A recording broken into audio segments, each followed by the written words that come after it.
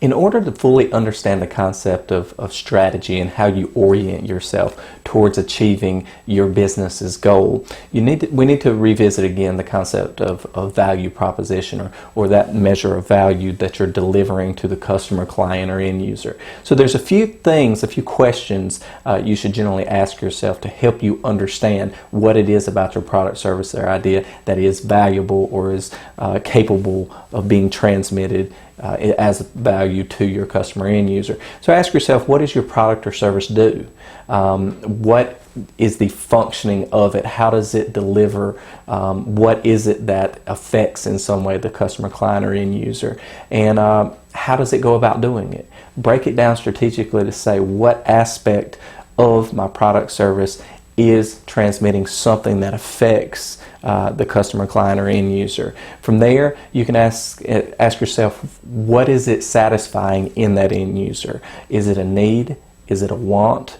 And then you can move on to what level of priority exists for that need or want in that given customer.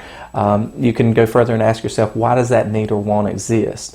What is it about that specific customer, that customer target market, that requires your product or service, or that for some reason values it? And then you can begin to understand what it means to effectively deliver that value to them. You can go further and ask yourself, can in some way, shape, or form that value proposition be strengthened? Or in the same vein, can it be diminished? Is there something about internal factors in the business or external factors in the market or environment that could some way augment or diminish that customer and client's need or want for the value that you're attempting to deliver to them? Okay.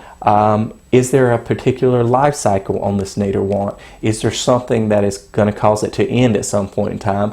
Or where is it in its growth path? If it's early in the stage of growth, then it may be the subject of a business that can continue growing and ride that wave of growth as the need or want grows. But likewise, it could be something that has a limited use or a shorter time period when it could possibly be useful for the end user, the customer. Okay, so ask yourself again, can you further segment out the customer end user based on this need or want itself? Because again, every customer segment or demographic is going to have a different level of need or want for the value that you're transmitting, and in that way you can further develop the product or service to address or meet them based upon the value that it returns back to you in transmitting that value. Is there any way you can exceed the current level of expectations of the customer? And if you do, does that create additional value? Does it expand the market, and does it create additional return for you?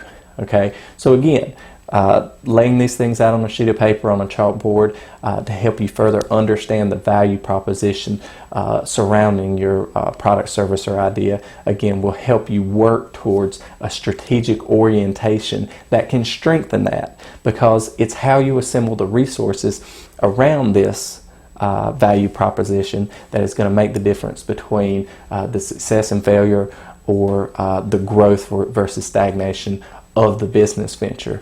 So again, these are just questions to ask yourself and things to explore, things to ideate upon, so you can better understand, again, your product, service, the business surrounding it, and then the value proposition to the customer.